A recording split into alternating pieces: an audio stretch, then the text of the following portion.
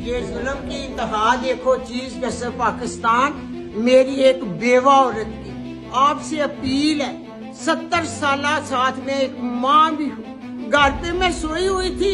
आज फिर ख्वाजा आसफ ने मेरे घर पर हमला कराया।